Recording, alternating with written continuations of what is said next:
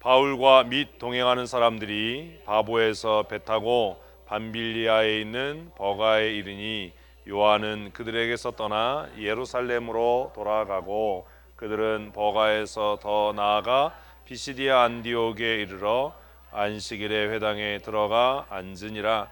율법과 선자의 글을 읽은 후에 회당장이 사람을 보내어 물어 이르되 형제들아 만일 백성을 권할 말이 있거든 말하라 하니 바울이 일어나 손짓하며 말하되 이스라엘 사람들과 및 하나님을 경외하는 사람들아 들으라.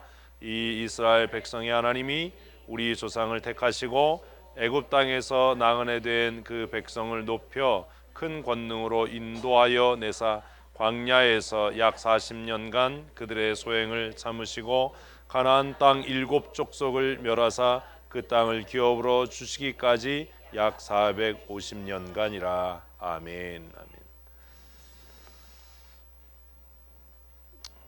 벌써 2020년 8월 첫째 주일입니다.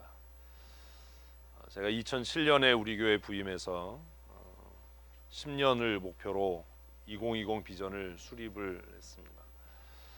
2010년부터 2020년까지 교회가 이렇게 됐으면 좋겠다, 이런 교회가 되었으면 좋겠다라고 생각하고 옛날 어른들이 말씀하셨던 10년이면 대답도 안 해. 진짜 그냥 이게 10년이 됐는데도 안 고쳐지는 거예요. 그러니까 거짓말이에요. 10년이면 강산도 변한다는데 여러분은 안 변해요. 참 지독하지요. 다시 한번 크게 합시다. 따라서 하십시오. 10년이면 강산도 변한다는데 나는 언제나 변할까? 변해야 돼요. 제가 얘기했잖아요. 변하지 않을 거면 떠나든지. 여기서 떠난다는 건 죽는다라는 얘기예요. 교회 떠나라는 얘기가 아니에요. 사실은 떠나든지 변하든지 둘 중에 하나 해라라고 10년을 보냈는데, 정확하게 하면 13년을 보낸 거죠. 13년을 보냈는데 아직도 아멘 안 하고 대답 안 하고 그래요. 옆에 분과 다시 다짐하십시다. 변하여 새 사람 됩시다. 아멘. 여러분 열심히 대답하시고 고민하시고 그러셔야 돼. 찬송도 좀 힘있게 하고. 이런 교회 되게 하소서를 뻥 조금 보태면 100번쯤 했을 텐데 그걸 가사를 아직도 못 외워요. 얼마나 아무 생각 없이 하면 그래요. 그죠? 얼마나 많이 했어요. 이번 주에도 몇 번 했죠. 처음이 뭐지요? 진정한 예배가. 진짜 그런 예배를 하고 있습니까, 여러분 스스로가? 이제 우리는 새로운 10년을 생각합니다. 비전 2030. 2030이 2020년부터 2030년까지 이렇게 해석해도 되지만 2030년까지 하겠다 이렇게 해도 돼요? 눈을 막 굴리고 우리야. 2030년까지 우리가 이런 교회를 만들어 갔으면 좋겠다 라고 생각하는 겁니다. 그래서 이번 전교인 수련회 주제도 우리가 이거 봐, 또 대답을 안 해. 진짜 이거 어떡하지, 이거를 어떻게 해야 이거를 고치지? 의자에다 다 전기를 깔아, 전기 장치 해가지고 이렇게 찌릿 이렇게 번호를 다 매기는 거예요. 새로운 예배당에는 뭐 A열 몇 번, B열 몇 번 해서 졸면 강도를 세게 해서 감전 정신을 번쩍 차리게. 우리가 꿈꾸는 교회. 다시 한번요. 시작. 우리가 꿈꾸는 교회. 우리가 꿈꾸는 교회. 그래서 우리 청년부에서 해피데이 행사하는 날 주일학교 아이들이 우리가 꿈꾸는 교회 삼행시도 하고 포스터도 그리고 그랬어요. 우리가 꿈꾸는 교회. 사실 2007년부터 제가 여러분과 함께 꿈꾸는 교회가 있어요. 성경이 말하는 꿈꾸는 교회. 첫 번째가 뭐예요? 예배예요. 예배 회복. 우리가 꿈꾸는 교회. 어떤 교회요? 영과 진리로 예배하는 교회. 우리가 이것도 또 대답을 안 하잖아. 나 진짜 어떡하지? 우리가 꿈꾸는 교회 어떤 교회요? 예배의 감격과 기쁨이 넘치는 교회. 진짜 이거 모르면 재직으로 자격도 없는 거예요. 매주 주보에 실리는데 우리가 꿈꾸는 교회 주보 쳐다보지 마세요. 지금 주보 쳐다보면 진짜 이건 자격도 없는 거예요. 때려쳐야 돼요. 뭘 꿈꿔요? 꿈꾸기는 뭔지도 모르는데. 성경이 말하는 교회, 우리가 찬양할 때 이런 교회 되게 해주십시오. 첫 번째가 뭐예요? 예배 회복이에요. 예배 회복. 이건 500년 전에 종교개혁자들이 우리 개혁교회, 장로교회를 세우면서 외쳤던 가장 중요한 이슈 중에 하나, 과업 중에 하나였어요. 뭐요?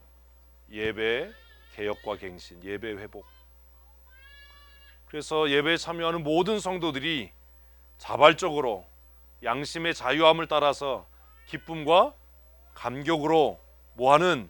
예배하는 교회. 왜요? 이전에 캐톨릭 교회는 찬송의 가사를 모르고 찬송했어요. 라틴어로 했으니까. 설교를 알아들을 수가 없었어요. 모국어가 아니었으니까. 그래서 그냥 뭐만 있어요? 거기에 경건미요. 경건미요. 이 장로교인들은 경건미 이런 얘기하면 안 돼요. 진짜 뭐가 뭔지 모르는 거예요.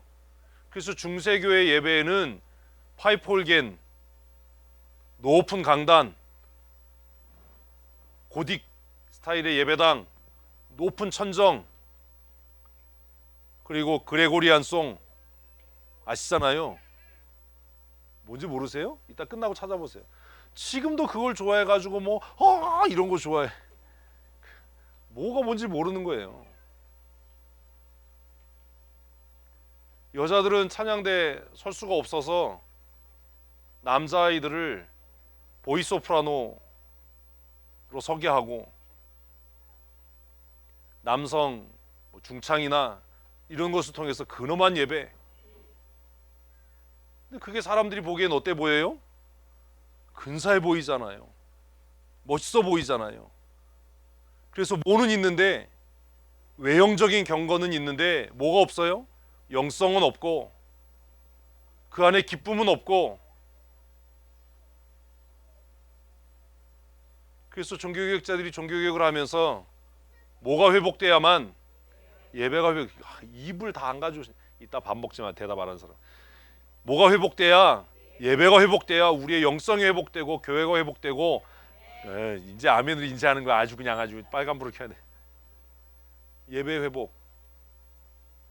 그래서 누가 기쁘고 즐거운? 참여하는 성도들이 기쁘고 즐거운. 왜 기뻐요? 목으로 노래할 수 있으니까요. 얼마나 신나요? 11조 드립니다. 춤추고 싶잖아. 안 그래요?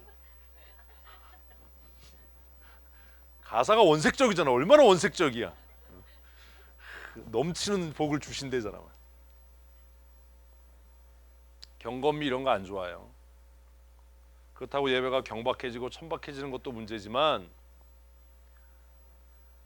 찬송을 해도 가사 뜻이 뭔지도 모르고 이러면 안 돼요.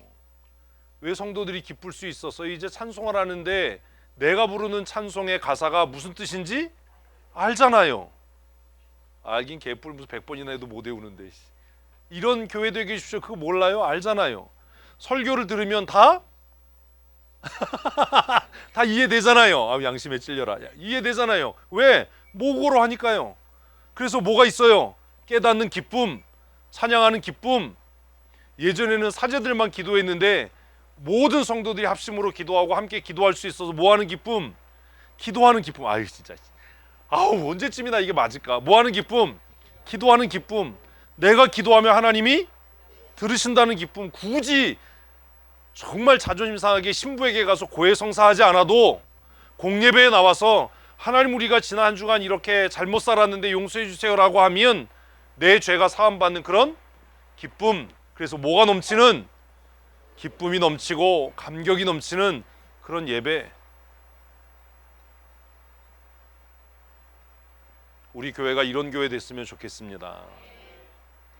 목사가 말씀 전하면서 실없는 소리에서 희덕거리고 재밌어 이런 기쁨이 아닌, 진리를 깨닫고 하나님의 말씀을 이해해서 생긴 기쁨. 우리가 꿈꾸는 교회, 예배의 갱신과 개혁이에요. 진정한 예배가 숨쉬는 교회. 두 번째는 뭐예요? 말씀으로 양육하는 교회예요. 야, 이거 진짜 시험 봐야 되겠다. 내가 뭘 하는지도 모르면 말씀으로 양육하는 교회. 왜요? 예수님께서 마지막으로 제자들에게 명령하신 게 뭐예요? 제자 삼으라예요. 제자 삼으라. 뭐 해라? 아이, 대답이라도 크게 하려니까 진짜. 뭐 해라? 제자 삼으라. 제자 삼으라. 내가 제자가 돼야 누군가를 제자 삼을 거 아닙니까?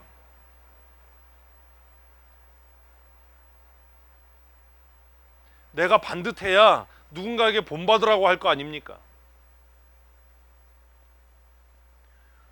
우리가 하다못해 뭘 예를 들어야 되나? 골프를 배우더라도 골프를 안 배워봐서 저도 말로만 가르치나요? 아니잖아요. 코치가 와서 잘 보세요 그리고 폼 보여주잖아요.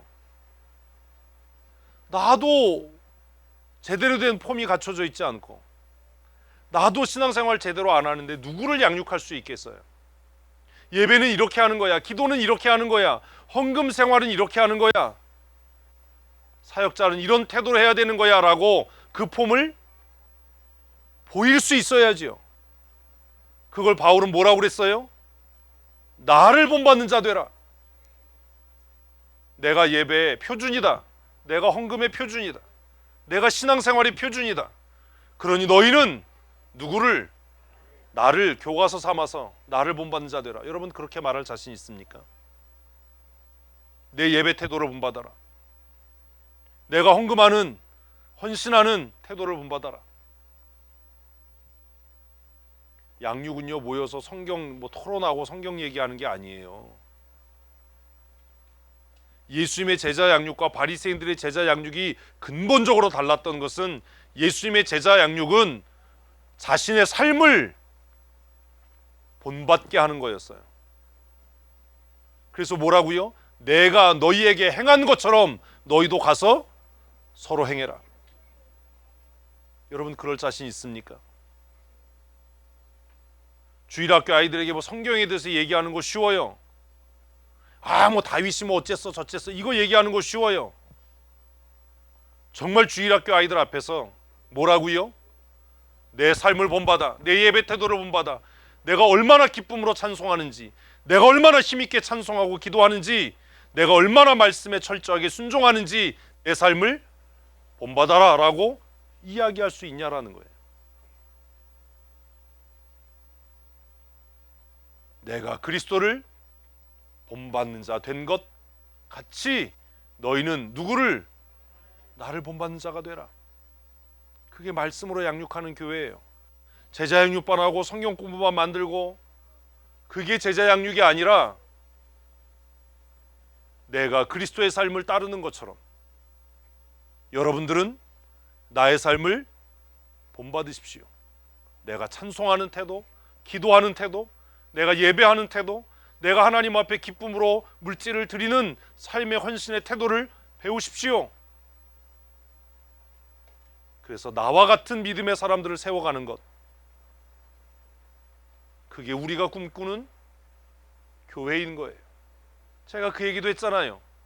무슨 일 하다가 이게 좀 불분명하면 예수님은 어떻게 했을까? 여기까지 갈 필요도 없이 우리 목사님이라면 어떻게 했을까? 이 생각만 하면 우리 장로님이라면 이 순간에 어떻게 했을까? 그러면 모든 게 다 끝나는, 해결되는 우리가 꿈꾸는 교회, 어떤 교회요? 사람을 세우는 교회예요. 양육하는 교회예요. 그래서 지도자들은 자신의 삶을 관리하는데 더 철저해야 되는 겁니다. 우리의 삶의 태도가 표준이어야 되는 겁니다.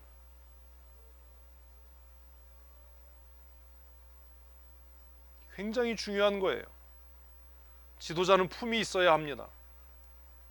옷 입는 것도, 행동하는 것도 품격이 있어야 합니다. 왜요?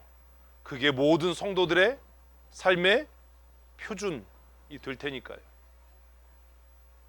세 번째는 뭐지요? 교제입니다. 야, 진짜 큰일 났네 이거.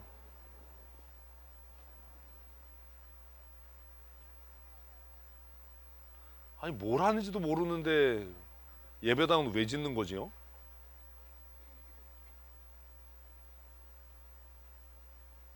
아니 우리가 뭘 하는지 모르는데 예배당은 왜 짓는 거예요 저거? 에?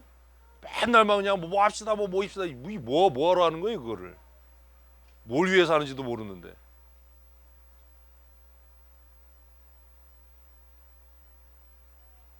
야 이건 배신이야. 13년을 했는데. 성도의 교제예요.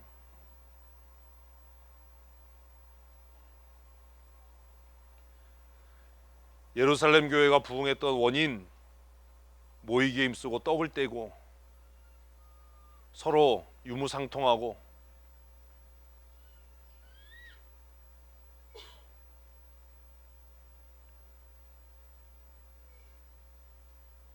거룩한 교제가 날마다 새로운 교회.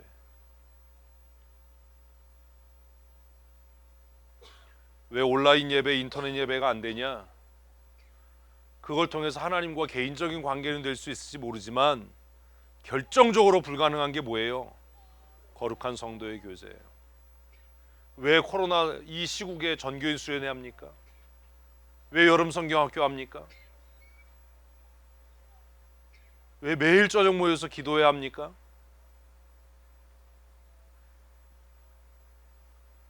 성도의 교제는 교회의 또 다른 생명이에요. 교회를 파괴하고 약화시키는 가장 좋은 방법은 성도가 모하지 못하도록, 교제하지 못하도록, 모이지 못하도록 하는 겁니다. 그래서 이 정부가 나쁜 겁니다. 오늘 이후로 정신을 차리세요. 우리가 뭘 하는지 모르는데 왜 예배당을 지어요? 진짜 자격이 있는 겁니까? 건물 열심히 짓는데 저거 왜 지어요? 그럼 몰라요. 이 짓 하는 거 아닙니까? 건물을 짓는 게 목적입니까? 수단입니까? 뭘 하기 위한 수단이에요? 목적을 모르잖아요. 왜 짓는 거예요?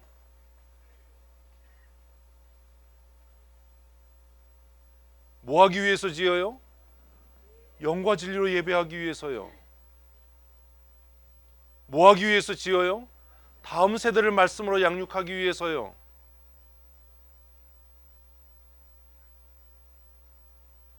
옛날 건물이 다음 세대를 말씀으로 양육하는데 부족함이 있어서 짓는 거 아닙니까? 이것도 대답을 못 하는데 무슨 2030 비전은. 예배당 왜 지어요? 좀 더 쾌적한 공간에서 성도들이 교제하고 소통하고 소그룹 모임 갖고 세상과 교제하기 위해서 짓는 거 아닙니까?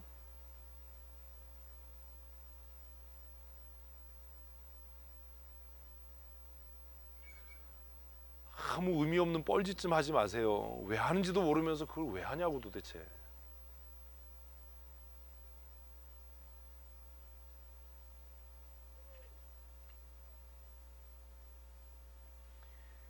제가 이거 준비하면서 그냥 뭐 쉽게 대답하고 끝나겠지 이렇게 생각했는데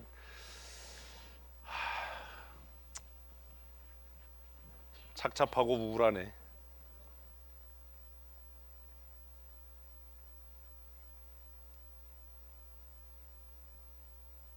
부끄러워하셔야 됩니다.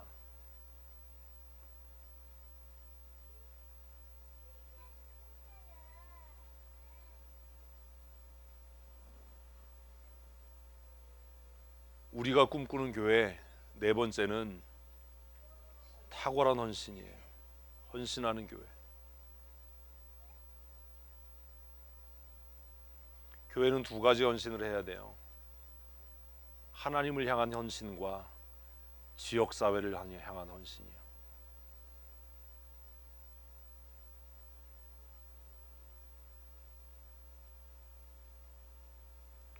하나님을 향한 헌신의 가장 대표는 예배예요. 미래를 위한 하나님을 향한 헌신은 양육과 교육이에요. 이것을 하기 위해서는 재원이 필요하고 시간이 필요하고 몸을 들여 헌신하고 희생함이 필요해요. 여러분 제발 뭘 위해서 하는지 모르는 일은 하지 마세요. 뭘 위해서 하는지도 모르는데 그걸 왜 합니까?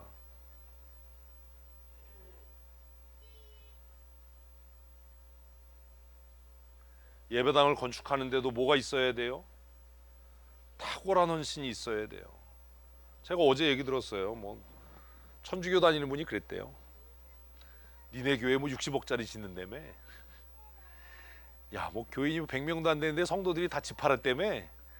집 판 놈 하나도 없다 씨. 다 집 팔아서 짓는다며. 야, 우리는 성당 짓는데도 헌금도 모금 엄청 안 하는데 야 니네는 대단하다 뭐 그랬대요. 누가 이런 소문을 했나? 목사님들한테도 그 얘기 듣거든요 요새. 70억짜리 공사한다며 80억짜리 공사한다며 얘기하는 사람마다 다 달라. 그래서 저는 그 얼마짜리냐고 그러면 저는 뭐라고 그래요? 몰라요? 언제 완공이니 해서 몰라요. 그걸 왜 관심 갖냐고. 그걸 왜 신경 쓰냐고. 아 그런 것도 모르고 어떻게 하냐. 주께서 하세요 그냥. 그 신경 안 써요. 얼마 들어갈지 뭐 언제 끝날지 몰라요. 끝나면 끝나는 거죠 뭐. 걱정하지 마세요. 끝나면 저희 끝났다고 저희 광고할 테니까. 웃어요. 얼마 들어가냐 그러면. 아, 목사님이 헌금 안 해주셔서 각 교회마다 성도교회 건축 헌금하라고 하는 사람이 없네 아직. 아이. 지역사회를 위한 헌신 뭐예요? 제가 예전에 우리 교회에서 경로잔치 할 때마다 어르신들한테 미안한 거예요. 시설이 좀 더 좋았으면 좋겠다. 좋은 시설에서 했으면 좋겠다. 그냥 경로잔치만이 아니라 그냥 교회에서 그냥 한여름밤의 콘서트 뭐 이런 거 해서 그냥 동네 사람들 초청해서 같이 다과 나누면서 뭐 트로트도 한번 부르고 누가 나와서 뭐 첼로도 한번 연주하고 그랬으면 좋겠다. 이 지역사회를 위해서 교회가 헌신할 수 있었으면 좋겠다. 공부방도 좀 했으면 좋겠다.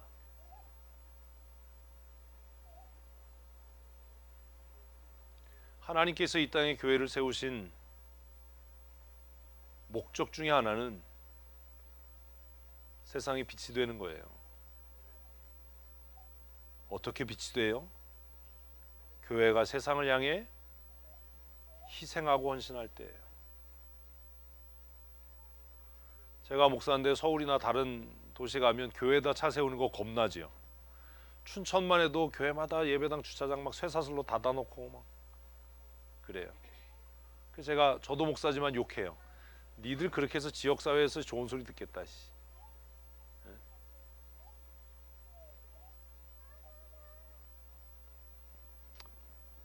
주차장이 좀 넓었으면 좋겠다. 이 지역에 있는 주민들이 다 와서 차 세울 수 있었으면 좋겠다. 비 맞지 않고 눈 맞지 않는 지하 주차장을 넓게 만들어서 이 지역에 있는 주민들이 그런 혜택을 누렸으면 좋겠다. 정말 잔치 같은 경로 잔치를 해봤으면 좋겠다. 음식 먹고 춤추고 노래하고 그럴 수 있었으면 좋겠다. 도대체 예배당 왜 짓냐고요.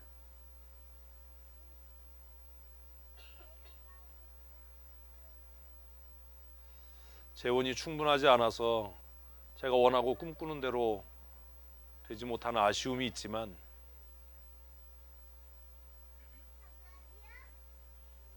우리만 행복하자고 예배당 짓는 건 아니고 우리의 이름을 내려고 예배당 짓는 것이 아니라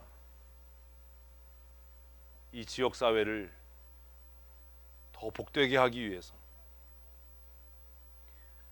효자일동 이 근방에 교회 안 나가본 사람은 없어도 교회가 돌린 떡을 먹어보지 않은 사람은 없도록 하기 위해서 예수 안 믿는 사람은 있어도 예수에 대한 소식을 못 들은 사람은 없도록 하기 위해서 교회에는 안 나가도 교회를 향해 돌리는 사람은 없도록 하기 위해서 예배당 짓는 거 아닙니까? 야, 저 예배당 낡았는데 무너지면 우리 집 덮치면 어떡하나, 이런 고민하지 않도록.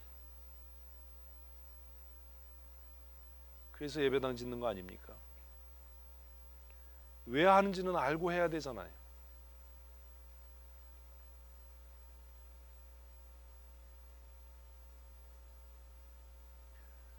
마지막이 뭐예요? 전도하는 교회예요. 이건 성경이 얘기하는 교회의 사명이에요. 제가 담임 목사로 있는 한 변하지 않을 목표, 우리가 지난 13년 동안 해왔고 앞으로도 해나갈 일, 이걸 못 외우면 어떡해요?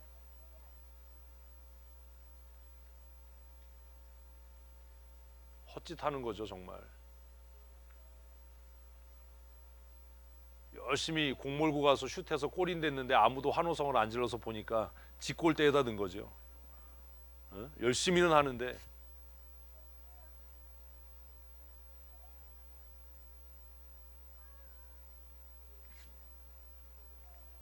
전도하는 교회, 뭘 통해서요? 모든 동원할 수 있는 방법을 다 통해서요. 다음 세대에는 문화로, 다음 세대를 위해서 교육으로,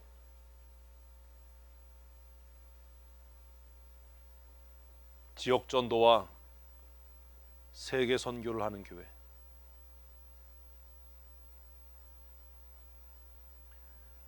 우리가 꿈꾸는 교회. 바꿔야 될 것 같네요. 이제 제목을 목사만 꿈꾸는 교회로.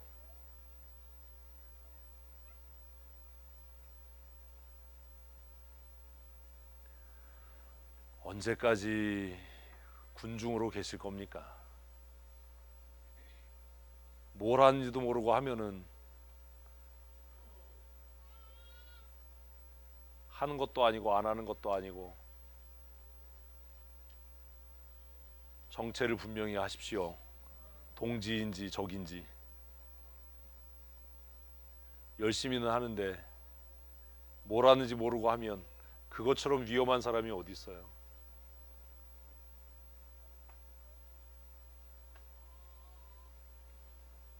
오늘 본문은 바울의 첫 번째 설교입니다.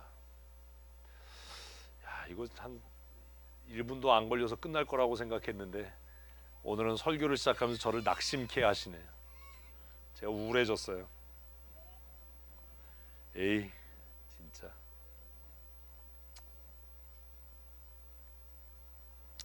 이걸 가지고 30분을 떠들었네. 아이씨, 11시 58분이네.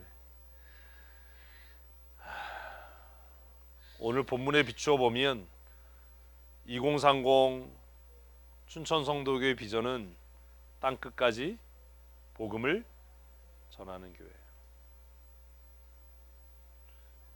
뭐 하는 교회요? 힘차게 합시다. 힘차게. 시작. 땅끝까지 복음을 전하는 교회. 어디요? 땅끝이요. 여기 설명했잖아요. 땅끝이 어디예요? 내가 서 있는 곳이에요. 내가 서 있는 곳. 내가 있는 곳.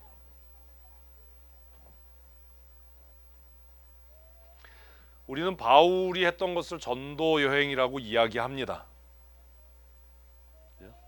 전도 혹은 선교. 전도는 뭐고 선교는 뭐지요? 이거 다 얘기했는데 그냥 같은 말이에요. 그냥 에어컨을 하도 세게 켜놔서 다 추워. 남들이 보면 거지들인 줄 알겠어. 막 거적대기 덮고 예배하는. 아유, 거지들아. 전도하고 선교가 어떻게 달라요? 이거 다 얘기했어요.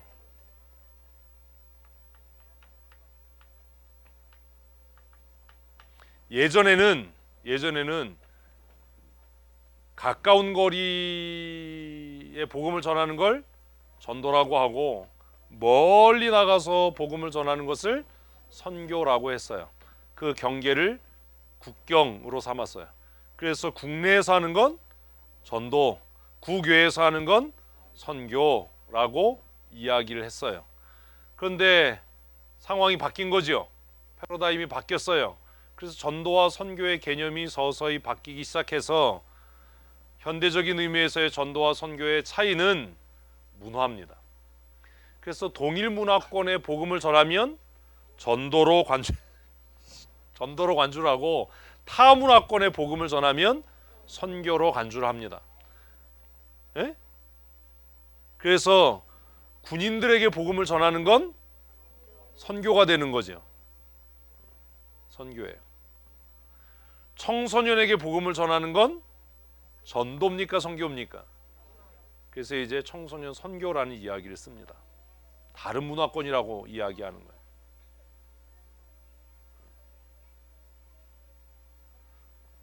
이런 것도 이해를 못하면 전도가 됐든 선교가 됐든 가까이에 전하든 멀리에 전하든 동일 문화권에 전하든 타 문화권에 전하든 우리가 해야 할 일은 뭐 하는 일이라고요? 땅 끝까지 복음을 전하는 일이에요. 그런 교회 됩시다. 아멘. 그럼 또 하나 생각해야 될 게 있어요. 왜 전도하지요? 왜 선교하지요? 여기에 대해서 답을 할 수 있어야 되잖아요. 대답을 하세요. 대답을. 왜 전도하지요? 왜 선교하지요? 여러 가지로 답할 수 있어야 되겠죠. 개인적으로, 교회 공동체적으로, 총회적으로, 그리고 성경의 가르침대로 뭐 여러 가지 답이 있을 수 있을 겁니다. 이따가 예배 끝나고 소그룹 모임할 때 한번 나눠보세요. 왜 전도해야 되나? 왜 선교해야 되나? 국내 팀장님 왜 전도해야 돼요? 쌈 싸먹어야죠. 아주 그냥 수육을 해서. 왜 전도해야 돼? 전도 팀장님 사명이니까. 사명이 갔어요. 국내 팀장이나 선교 팀장은 그렇게 얘기하면 안 돼. 국내 팀장이나 전도 팀장은 교회 부흥을 위해서라고 얘기를 해야 돼. 네? 전도해야 교회가 뭐 하니까? 부흥하니까. 내 역할에 따라서 답은 달라지는 거예요. 그냥 보편적인 그냥 정말 맹꽁이 같은 답은 하지 말아야 되는 거예요. 춘천 성도교회가 권교옥 권사를 전도팀장으로 세운 목적은 뭘 위해서? 교회 부흥을 위해서지. 그러면 교회 부흥을 맡은 사람은 교회 부흥을 위해서 전도해야 된다. 이래야 이게 답이지. 내가 맡은 위치에 따라서 답이 달라져야 되는 거잖아요. 왜 전도합니까? 왜 선교합니까? 그럼 선교는 왜 해야 됩니까? 선교하고 교회 부흥하고 관계없는데?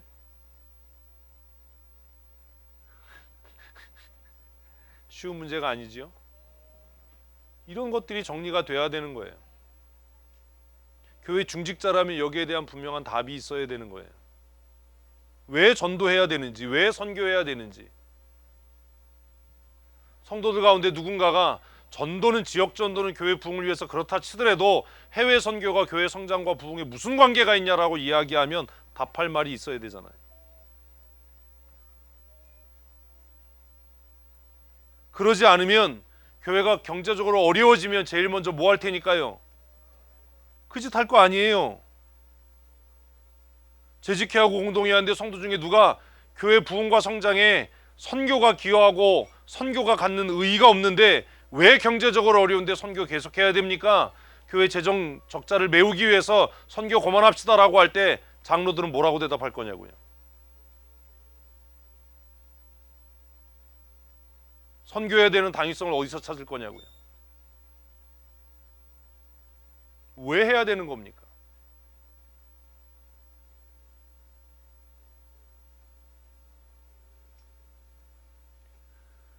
우리 총회 선교회도 방향을 잃는 이유가 있어요.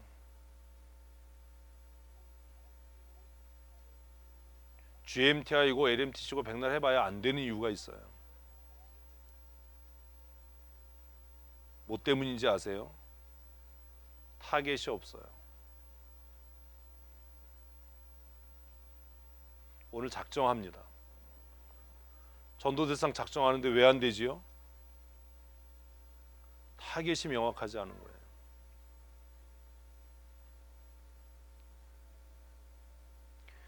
교회 부흥과 성장을 위해서 교회가 정책적으로 전도를 하기로 했다면 제일 먼저 해야 될 일은 뭐예요? 타겟팅이에요.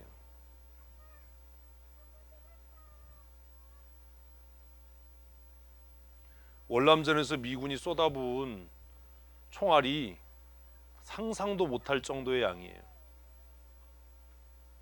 근데 그 총알에 맞아 죽은 베트공이 별로 없네. 왜요? 허공에 쐈거든요. 무서우니까 대가리 쳐박고 허공에 쐈거든요.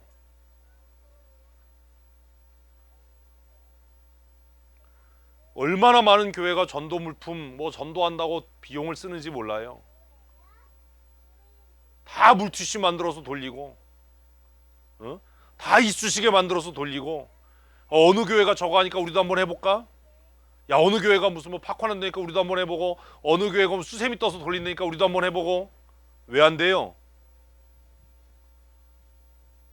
전도 물품은 정했는데 정작 먼저 해야 될 뭘 안 한 거예요? 타겟팅을 안 한 거예요. 대상자를 안 정한 거야.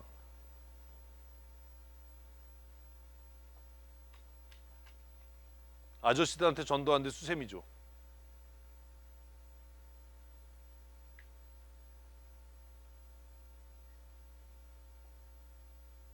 수세미를 쓰는데 이게 어디서 난 건지 몰라. 그 아저씨가 받아가지고 마누라 줬겠죠. 이거 써, 이거. 내 길에서 온데 누가 줬어. 수세미 아무것도 안 써있네. 잘 닦인데 또 한 번 가서 받아와. 무슨 의미가 있어요? 누구에게 할 거냐?